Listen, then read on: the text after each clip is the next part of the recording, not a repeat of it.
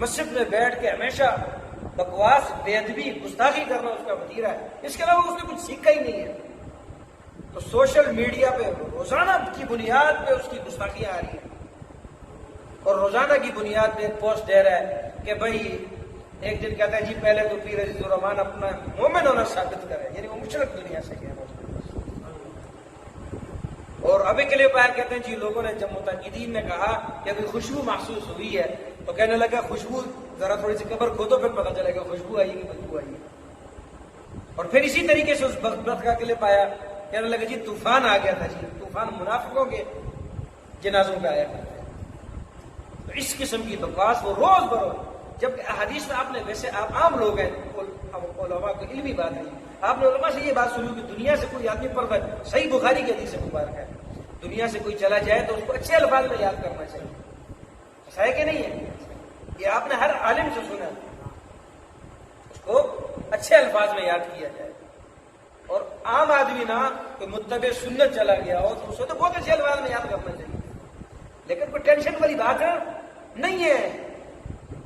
Tension والی بات اس لیے نہیں ہے کہ یہ ہمارے بڑوں کے ساتھ یہ ہوتا ہوا ہے، یہ حق کی پہچان نہیں ہے۔ اگر کوئی مخالفت کرنے والا نہ ملے پھر تو دال میں کالا ہے نا۔ اگر آپ کی کوئی مخالفت نہیں کر رہا اور آپ حق بات کر رہے ہیں تو اس کا مطلب یہ ہے کہ دال میں کچھ کالا کالا ہے۔ تو اگر آپ سنت کے مطابق چل رہے اور آپ کی کوئی مخالفت نہ کریں، یہ ہو نہیں سکتا۔ ہم فقہ میں جن مجتہدین کی اتباع کرتے ہیں، بالخصوص ہمارے امام جو امام اعظم ابو حنیفہ رحمہ اللہ نے جو انہیں بہت بلند مقام عطا کیا ہے، تابعیت کے مقام اللہ نے انہیں عطا کیا، اور اللہ نے جو ان سے فیض اور دین جاری کیا آج تک، اور آج بھی 75 سے زیادہ % لوگ فقہ حنفی کو فالو کر رہے ہیں، اللہ نے اتنا بلند مقام انہیں عطا کیا۔ تو کیا امام ابو حنیفہ تھے اس خیر القرون کے دور میں حاسدین نہیں تھے؟ اس لیے ابن حجر اسقلانی رحمۃ اللہ علیہ نے، جو ابن حجر مکی نے، اسی طریقے سے جلال الدین سیوطی رحمۃ اللہ علیہ نے، انہوں نے جو امام ابو حنیفہ کی تعریفیں کی، اور تعریف میں یہ جملہ لکھا کہ ابو حنیفہ وہ ہے کہ جس کی زندگی میں بھی لوگ اس سے حسد کرتے تھے، اس کے بعد بھی لوگ اس سے حسد کرتے تھے۔ وہ خیر القرون کا زمانہ تھا بھائی، اور امام ابو حنیفہ کی شخصیت جسے آج بھی لوگ جانتے ہیں، تو امام ابو حنیفہ تھے، امام ابو حنیفہ تھے۔ اس سے اوپر آپ چلے جائیں، صحابہ کرام سے جلنے والے نہیں ہیں۔ ہمارے معاشرے میں کس کیسے لوگ بیٹھے ہوئے ہیں، روزانہ گستاخیاں کر رہے ہیں، بے ادبیاں کر رہے ہیں روزانہ۔ ہمیں تو غصہ آتا ہے، اور غصہ آنا ہمارا حق ہے، جذبات آتے ہیں، یہ حق ہے ہمارا، لیکن مجھے یہ بتائیں کیا صحابہ کرام کی بے ادبیاں نہیں ہو رہی؟ جب شان ابو بکر میں اس دور میں لوگ گستاخیاں کر رہے ہیں، اب تک کر رہے ہیں، شان عمر میں اتنے بڑے بڑے حضرات، تو یہ تو وتیرہ آ رہا ہے ان کا گستاخوں کا، کہ ان کا کام ہی ہے، جو انہوں نے سیکھا ہے، بے ادبی سیکھی ہے، جو ان کو ملا ہے، جن ان کے اساتذہ نے، ان کے والدین نے جو ان کی تربیت کی، یہ تو کریں گے، قیامت تک ایسا چلے گا۔ تو اس لیے ہمارے جو دوست احباب پریشان ہو جاتے ہیں، ٹینشن لینے کی بات نہیں ہے، یہ ان کا وتیرہ، انہوں نے سیکھا ہی یہی ہے، ان کے اندر بھرا ہی گیا، بوجھ بھرا گیا ہے، علم و عرفان سے ان کے سینے خالی ہے، نور سے خالی ہے، تو جو انہوں نے جہالت سیکھی ہے وہ تو انہوں نے بکنی ہے میڈیا پہ آ کے، ایسا ہے کہ نہیں بھائی؟ تو بہرحال اب دیکھیں، ایک شخص نے ابھی اولیاء کی آپ نے چند علامات آپ کی خدمت میں رکھی تھی کہ ولی وہ ہوتا ہے جو متبع سنت ہو، جس کی مجلس میں آپ بیٹھے، آپ کو اللہ کا ذکر یاد ہے، دنیا سے بے رغبتی حاصل ہو، یہ ولی کی پہچان ہے۔ اور حضرت شیخ جب تک دنیا میں موجود تھے، جتنے پروگرام آپ نے دیکھے ہوں گے، ہمارے اسی مسجد میں، اسی جگہ پہ کرسی لگائی حضرت کا، یہیں پہ بیان ہوا تھا 2017 کا، یہ سوشل میڈیا میں موجود ہے۔ 2017 میں ربیع الاول میں یہاں جو ہمارے پروگرام ہوا، اسی مسجد میں پروگرام ہوا، عنوان کیا تھا؟ فضائل درود شریف، پورا بیان درود شریف کی فضیلت پہ، پورا بیان اتباع سنت پر، آج بھی نیٹ پہ موجود ہے۔ جس کی ہر محفل میں اتباع سنت ہو، اور جس نے اپنے آپ کو بطور نمونہ پیش کیا ہو، کوئی پیش کر سکتا ہے آج؟ ہر محفل میں اپنے آپ کو بطور نمونہ وہ اس لیے پیش کرتے ہیں، ترغیب کے لیے، فرماتے تھے اگر مجھ میں کوئی سنت کی کمی نظر آ رہی ہے آپ مجھے فوراً بتائیں، میں اپنی اصلاح کروں، سنت کے مطابق زندگی گزاروں۔ ہم کر سکتے ہیں. ہم سے فرائض نہیں پورے ہو رہے, ہم سے تو فرائض نہیں پورے ہو رہے. تو جو شخص ہمیشہ یہ کہتا ہو کہ بھائی اگر مجھے سنت کی کوئی کمی, سنت فرض نہیں, سنت واجب نہیں, سنت مجھ سے کوئی چھوٹ رہا ہو عمل, مجھے فوراً متنبع کرو, میں ناراض نہیں ہوں گا, تمہیں دعا دوں گا, خوشی محسوس کروں گا. ہر محفل میں جس نے, اور سینکڑوں لوگ جن کی ترغیب کی وجہ سے داڑھی رکھ چکے ہوں, سروں پر عمامے سجا چکے ہوں, ان کی بنیاد پہ, ان کی ترغیب دینے کی وجہ سے لوگ اتباع سنت پہ لگے ہوں, اس شخص کے بارے میں کہا جائے کہ وہ بدعتی تھا, اس شخص کے بارے میں کہا گیا ہو کہ اس کی قبر ایسی تھی, اس کے بارے میں جنازے میں جملے کہے گئے ہو. اور یہ جو آدمی زبان استعمال کر رہا ہے, یہ مجھے بتائے, میں چیلنج دے رہا ہوں اس کو, یہ مجھ کو 10 بندے دکھا دے. کتنے؟ 10 بندے دکھا دے. بکواس تو روزانہ کرتا ہے سوشل میڈیا پہ, یہ 10 بندے مجھے دکھا دے جو کھڑے ہو کر کے کہ میں نے حضرت علامہ کی وجہ سے داڑھی رکھی ہے. یہ میں اوپن چیلنج دے رہا ہوں اس کو. 10 بندے مجھے یہ پورے اسلام آباد پنڈی میں دکھا دے, یہ ہزاروں لوگ جن کو یہ فیس بک پہ ویڈیو اپنے پیغام دیتا ہے, کھڑے ہو کر مجھے کہتے ہیں کہ ہم نے حضرت کے کہنے پہ داڑھی رکھی ہے, حضرت کے کہنے پر ہم سنت کے متبع ہوئے. ہاں, تو یہ ضرور دکھا سکتا ہے, تو ایسی کثیر تعداد میں فوج دکھا سکتا ہے جس نے تجھ سے گستاخیاں سیکھی ہے. کیوں جی؟ جس نے تجھ سے بےدبیاں سیکھی ہیں, علماء پر بکواس کرنا سیکھا ہے, تو ایسے بے شمار لوگ دکھا سکتا ہے. لیکن اتباع سنت پر تو نے لگایا, ایسے 10 آدمی تو نہیں دکھا سکتا. تو جس نے ساری زندگی گزاری ہو اس کے متعلق تو زبان درازی کرے.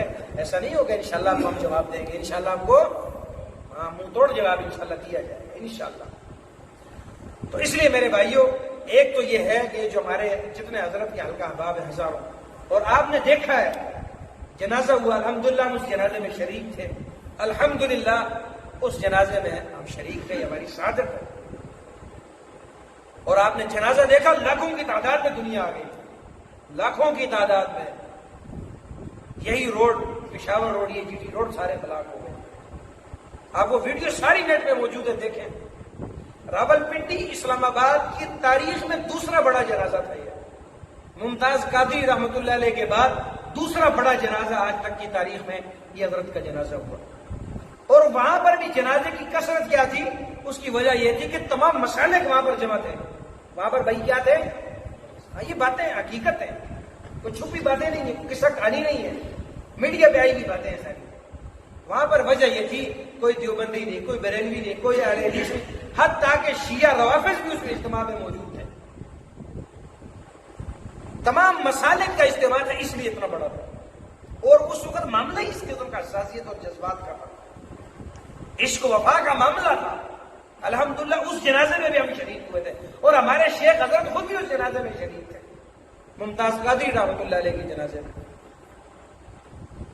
تو اس کے بعد جو پنڈی اسلام آباد کی تاریخ کا اور ایک مسلک کی تاریخ کی بنیاد پہ دیکھا جائے انفرادی حیثیت رکھتا ہے, اس کے مقابلے کا جنازہ آج تک نہیں ہوا. لاکھوں لوگ آ گئے, یہ لاکھوں لوگ پاگل تھے. کوئٹہ سے, کراچی سے لوگ, اور اب تک کتنے ہزاروں لوگ پہنچ نہیں سکے. کئی کورونا کی بنیاد پہ, کوئی سواریوں کی بنیاد پہ, کوئی عجیب قسم کے مسائل میں پھنسے تھے, الجھے تھے, نہیں آ سکے. اللہ رب العزت نے اسے یہ مقام عطا کیا ہے, لاکھوں لوگ اس کے جنازے میں شرکت کرنے کو سعادت سمجھتے ہوں, ہزاروں لوگوں کی زندگی ان کی وجہ سے بدلی ہوں. اور ان کا ادارہ آج بھی الحمدللہ اس ادارے کے فاضل ہے دارال زکریا, آج بھی وہ دین کی خدمات میں لگا ہے. سینکڑوں علماء طلباء فارغ ہو رہے ہوں. ایسے شخص کے بارے میں زبان درازی کی جائے تو انشاءاللہ ہم اس کی زبان کو لگام بھی دیں گے اور اس کی زبان کو کھینچیں گے بھی انشاءاللہ. یہ ہمارا ایمانی حصہ فرض بنتا ہے. تو اس لیے میرے بھائیوں, یہ جو میں نے گزارش آپ حضرات سے کی ہے, میں یہ جو بار بار کر رہا ہوں کہ گستاخوں نے جو سیکھا ہے وہ انہوں نے کہنا ہے. اور آپ نے ایک جملہ سنا ہوگا, با ادب با نصیب, بے ادب بے نصیب. سنا نہیں سنا جملہ؟ ابھی میں بتاتا ہوں یہ جملہ, میں فٹ کرتا ہوں, فٹ میں کرتا ہوں اس کے اوپر. با ادب با نصیب, مفتی صاحب, با ادب بے ادب بے نصیب, بد نصیب بدتر نصیب. اور اگر اس دور میں آپ نے مثال دیکھی نا اسلام آباد پنڈی میں, اس سے بڑا بدتر نصیب میں نے کوئی نہیں دیکھا. بد نصیب میں نے کوئی نہیں دیکھا، بد نسل، بد اخلاق، بد شکل میں نے نہیں دیکھا۔ دیکھیں جو شخص، ابھی میں یہ ان حضرات کو میسج دینا چاہ رہا ہوں جو ہمارے دوست احباب ہیں، حضرت کے جتنے مریدین ہیں، متعلقین، مبصرین، جتنے احباب ہیں، یہ میں ان کو میسج دے رہا ہوں۔ بھائی جو شخص نبی علیہ الصلوۃ والسلام کی بات کی لاج نہ رکھے، صحیح بخاری کی احادیث کو گپ شپ کے، صحیح بخاری کی احادیث کو اس نے ویڈیو کلپ میں موجود ہے، اس نے کہا یہ گپ شپ ہے۔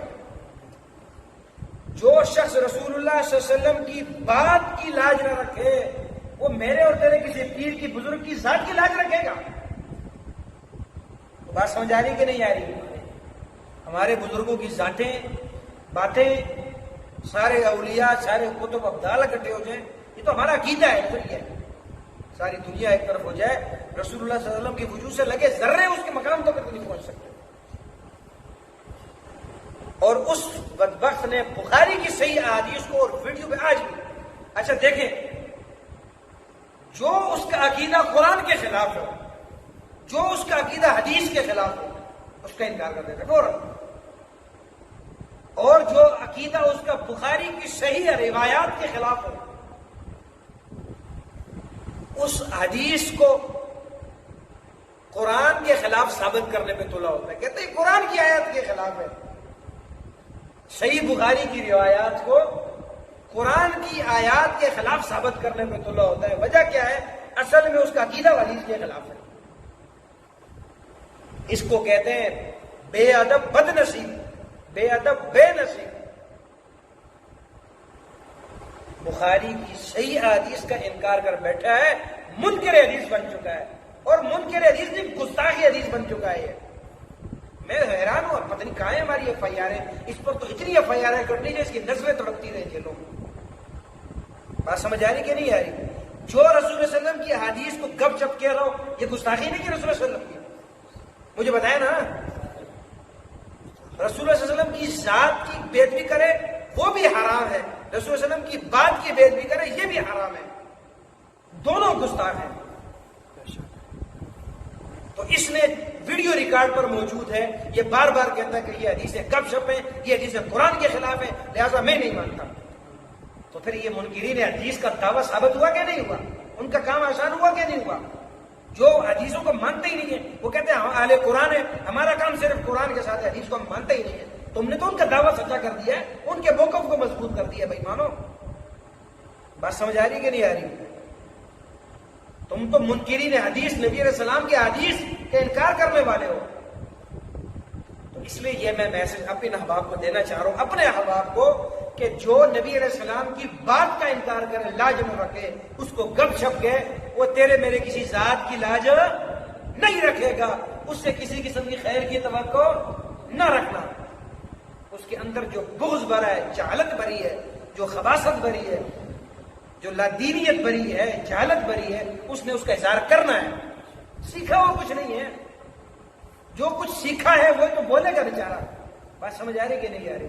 ہمارے بزرگوں نے جو کچھ سیکھا آج ان کا فیض ہے، الحمدللہ۔ آپ کو داڑھیوں والے ملیں گے، ان کا فیض ہے، سنت والے ملیں گے، ان کا فیض ہے، امامے والے ملیں گے، ان کا فیض ہے۔ درود شریف لاکھوں کی بنیاد پہ درود شریف پڑھا گیا، حضرت کی بنیاد پہ، صرف حضرت کی ترغیب پہ لاکھوں لوگوں نے لاکھوں مرتبہ، پتہ نہیں کتنی کروڑوں مرتبہ درود شریف پڑھا ہے، اور آج بھی پڑھ رہے ہیں۔ آج بھی آپ کو درود شریف کے کارڈ ہر جگہ مل رہے ہیں۔ تو یہ اللہ رب العزت نے جو توفیق دی ہے، انہوں نے بڑوں کا ادب کیا ہے، با ادب با نصیب، اللہ نے صلہ دیا ہے۔ دنیا سے جاتے ہوئے بھی آپ نے بھی آیت پڑھی ہے، لا خوف، کسی قسم کا ٹینشن، کسی قسم کا خوف نہیں ہوگا۔ آپ نے حضرت کا چہرہ دیکھا ہوگا، مسکراتے ہوئے دنیا سے تشریف لے کر گئے۔ کس طرح تشریف لے کر گئے؟ مسکراتے ہوئے دنیا سے گئے۔ اور یہی قرآن کی آیت کہہ رہی ہے، لا خوف، کسی قسم کا خوف ان پہ۔ ہاں، تو اب ان کے بزرگوں کی اگر ہم بات کریں، انہوں نے تو ہمارے حضرت نے جواب دیا ہے، یہ اپنے بزرگوں کے چہرے بھی نہیں دکھاتے، انہوں نے اپنے بزرگوں کے چہرے چھپا دیے تھے، اور یہ ہمیں چیلنج کر رہے کہ قبر، ابھی آپ کا چیلنج ہم قبول کرنے کے لیے تیار ہیں، آپ اپنے بزرگوں کی قبر کھدواؤ، ہم اپنے بزرگوں کو کھدوا دیتے ہیں۔ ہم آج بھی چیلنج دینے کے لیے، چیلنج قبول کرنے کے لیے تیار ہیں۔ ہمارا عقیدہ اور ایمان ہے انشاءاللہ ان کا چہرہ مسکراتا ہوا نکلے گا، تمہارے چہرے پھٹکارے ہوئے اس لیے تم نے دکھائے نہیں ہیں، مکروہ چہرے ہیں تمہارے. اور یہ تو بھی جب دنیا سے جائے گا تو انشاءاللہ.